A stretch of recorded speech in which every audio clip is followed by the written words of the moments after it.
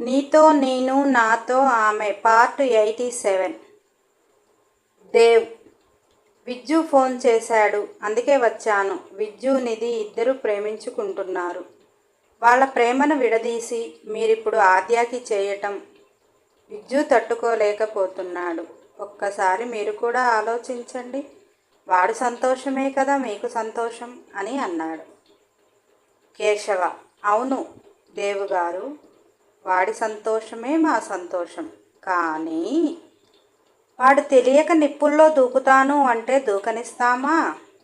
అలానే పెద్దదైన నిధిని వాడి జీవితంలోకి ఎలా అని బాధగా కేశవ అన్నాడు.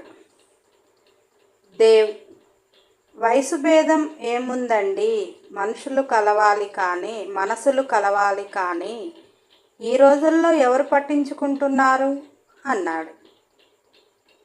కేశవ: మిమ్మల్ని అంటున్నాను అని కాదు కానీ దేవుగారు, మీరు అవని జత ఎలా ఉంటుంది, మీకు భువికి ఎలా ఉంటుంది అలా ఆలోచించండి. అవని మీరు చక్కని జంట. భువిజ మీకంటే చాలా చిన్నది.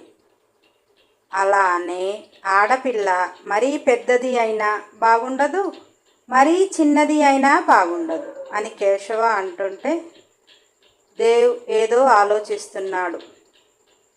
భువిజ అప్పుడే లోనికి వస్తూ, అవును మామా, ఆడపిల్ల పెద్దదైనా బాగుండదు, చిన్నదైనా బాగుండదు. మీ మాటలు నేను కూడా ఏకీభవిస్తున్నాను. ఈక్వల్ ఏజ్తో చేసుకున్నవారు అస్సలు ఎవ్వరూ విడిపోవట్లే. చచ్చేదాకా ఒకరితో ఒకరు ఉంటున్నారు. వయసు భేదంతో చేసుకున్నవారు ఒకరికి ఒకరు పొంతన కుదరక విడిపోతున్నారు. అంతే కదా మామ? ఇప్పుడు అన్నమాట మనం కాసేపు మాట్లాడుకున్నాక కూడా అలాగే ఉండాలి. ఇప్పుడేమన్నారు మామా? మా నందు గారికి నేను చిన్న పిల్లని, మరి నీకంటే అత్తమ్మ ఎంత చిన్నది అన్నది. కేశవ తడబడుతూ, అప్పటి రోజుల్లో వేరమ్మా, ఇప్పటి రోజులు అలా లేవు కదా అన్నాడు.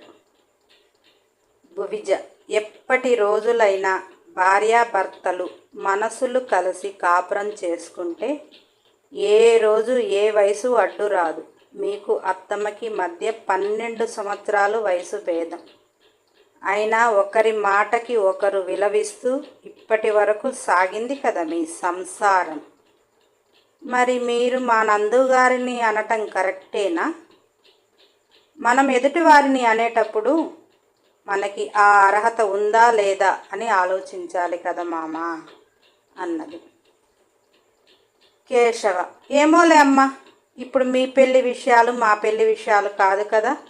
విజ్జుగాడి పెళ్ళి.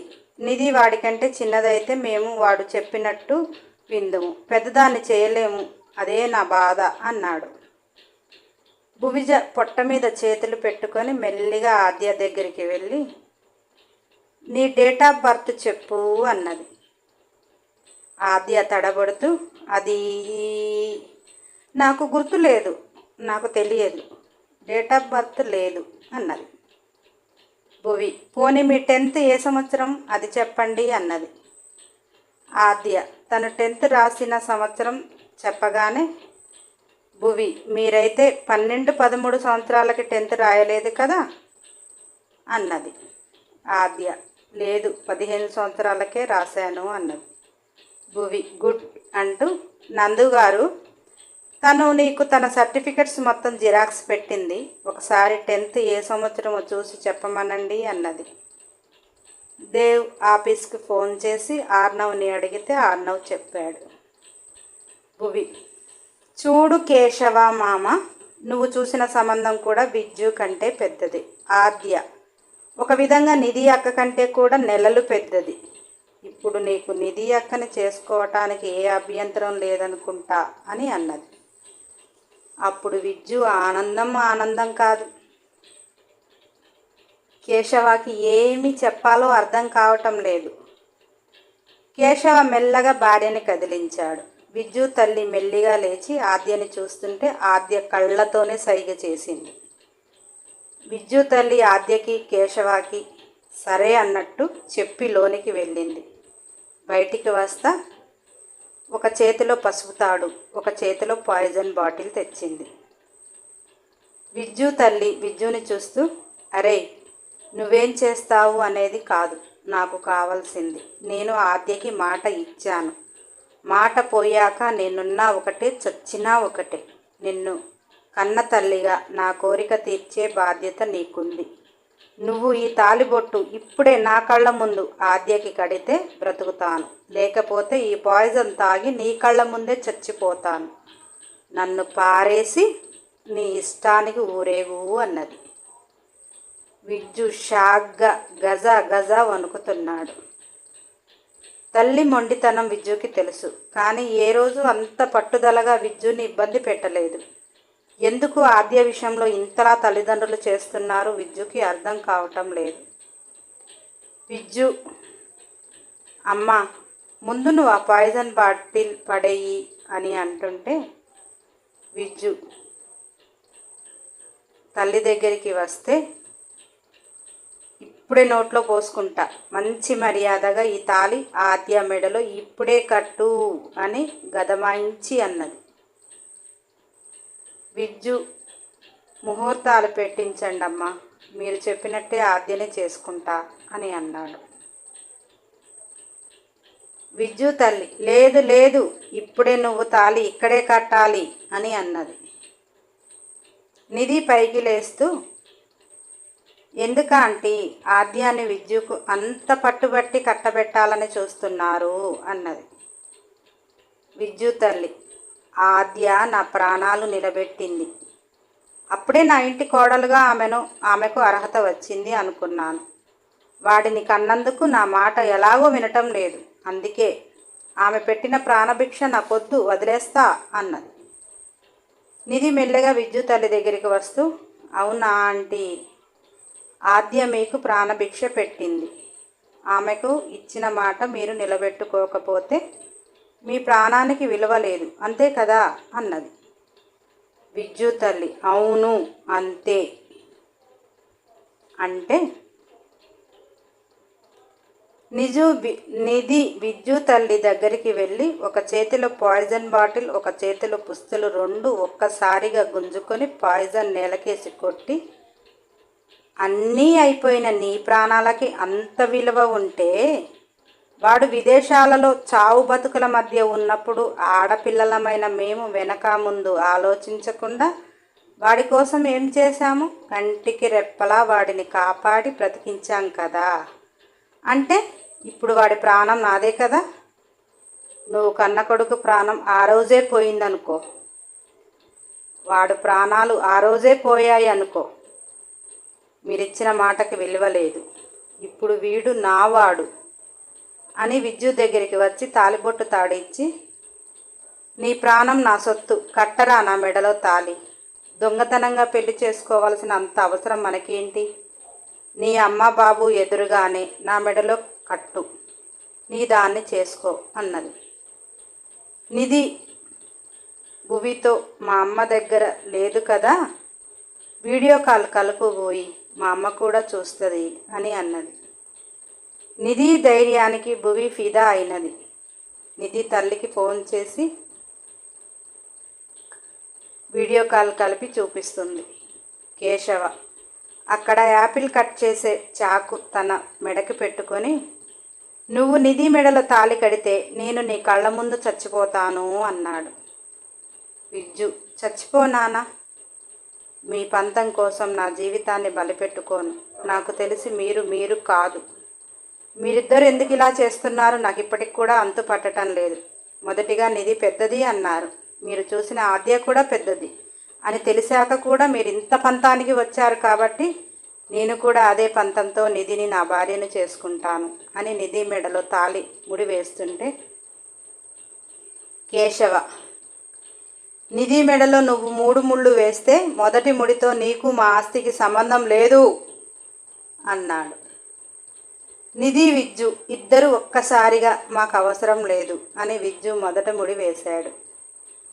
కేశవ రెండవ ముడితో నీకు అమ్మా నాన్నకు నీకు అమ్మా నాన్న కూడా లేరు అన్నాడు.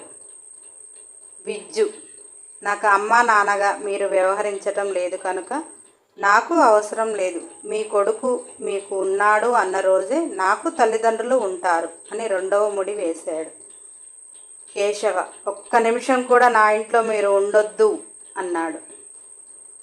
నిధి, మీ అంతట మీరు వచ్చి నిధి మా ఇంటి కోడలు అని చెప్పిన నాడే మీ ఇంట్లో మీ కోడలుగా అడుగు పెడతా అని అన్నది. కేశవ కోపంతో రగిలిపోతూ పక్కన భువిజ ఉంటే ఆ కత్తి భువిజ మెడకు పెట్టాడు. అరే, నీ పొగరంతా వీళ్ళను చూసే కదా, దాని మెడలో తాలి నీ అంతట నువ్వు ఇప్పి ఆద్య మెడలో కడతావా లేదా అని అన్నాడు. భీమ్ కేశవ ఎదురుకి వచ్చి నిలుచోగానే కేశవ భీమ్ని చూసి, వీడేంది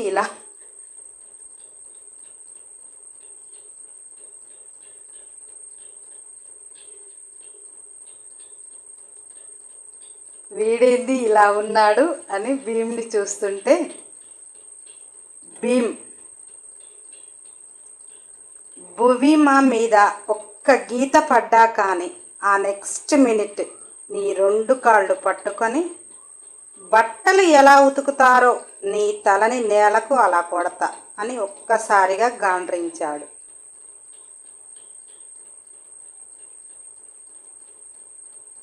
కేశవ భీమ్ ఆకారాన్ని చూసి వణికి కత్తిని వెనక్కి తీశాడు. అప్పటి వరకు భీమ్ అక్కడ లేడు. అంత భారీ ఆకారాన్ని చూసిన కేశవకి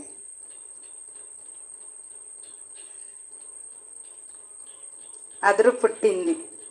అసలే వయసు పైబడినవాడు కదా, చాకలి బండకేసి బట్టలు ఎలా ఉతుకుతారో అలా తనని సింపుల్గా ఉతికేస్తాడు అని కేశవకి అర్థమైంది. అందుకే ఆ ఇమాజినేషన్ తలుచుకొని భయానికి కత్తిని తీసేశాడు. దేవుకైతే పై ప్రాణాలు పైనే పోయాయి. కేశవ కత్తిని తీసేయగానే భువిని తన గుండెల్లో పొదుముకొని చాలా ఎమోషనల్ అయ్యాడు. భువి, నేను పోతానన్నా లేకపోతే కడుపులో బిడ్డ మీకు ఉండదా అని భువి తన మనసు చంపుకొని మాట వదిలింది. దేవ్ భువి కళ్ళల్లోకి కోపంగా చూస్తూ చెంప మీద ఒక్కటి ఇచ్చాడు. ఒక్క నిమిషం కూడా అక్కడ ఉండకుండా వెళ్ళిపోయాడు.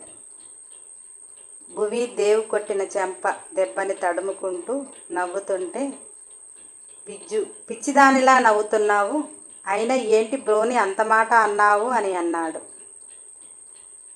భువి నవ్వుతూ కేశవాన్ని చూస్తూ, కొన్ని అపార్థాల పరదాలు తొలగాలంటే కాస్త టైం ఉంటుందిరా. వారికి కొన్ని నిజాలు తెలిసినా కానీ అవి నిజాలుగా అనిపించవు. భ్రమ కూకటి వేళ్లతో తొలగిన నాడు అంత స్వచ్ఛంగా కనపడుతుంది. అప్పటి వరకు కొన్ని భరించాలి తప్పదు అంటూ ఆద్య దగ్గరికి వచ్చి ఒక తప్పు చేస్తే చూసి చూడనట్లు వదిలేస్తారు. రెండవ తప్పు చేస్తే మందలించి క్షమించి వదిలేస్తారు. మూడవ తప్పు చేసినప్పుడు మనిషికి మనుగడే ఉండదు. అది నీకు వర్తిస్తుందేమో ఆద్య అని అన్నది. ఆద్య పొగరుగా, ముందు నీ లైఫ్ నువ్వు చూసుకో. నీ సవతి నిన్ను నమ్మి కొన్ని కోట్లు నీ చేతిలో పెడితే ఒక్క ప్రాజెక్టు చేతిలో లేదు. నీ మొగుడు ఇంతమంది ఉన్నారు అన్న ఆలోచన లేకుండా నిన్ను 2 పీకాడు అంటే అతని మనసులో నువ్వు లేవు. వాళ్ళిద్దరు చీక్ పొమ్మంటే నీ బతుకు నా బతుకు కంటే అధ్వానం అవుతుందేమో, అది ముందు నువ్వు తెలుసుకో అని ఆద్య పొగ్గరుగా అన్నది.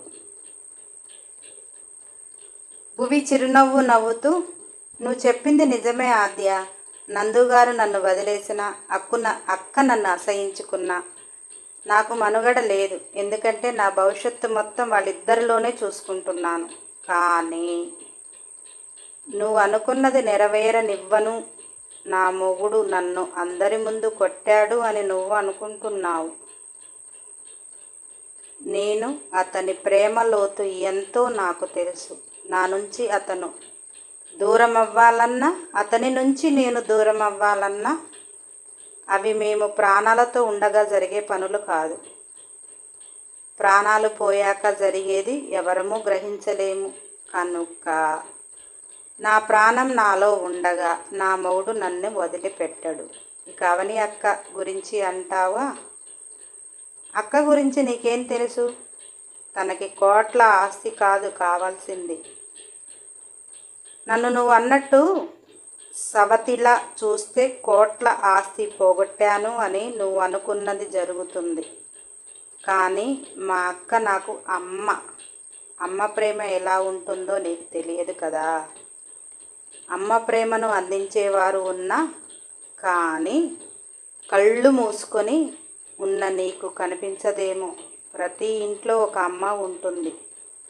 ఆ అమ్మ మనసు గ్రహించగలిగితే అమృతాన్ని పంచుతుంది. మీ ఇంట్లో కూడా అమ్మ ఉంది, కానీ గ్రహించే మనస్తత్వం నీకు లేదు అంటూ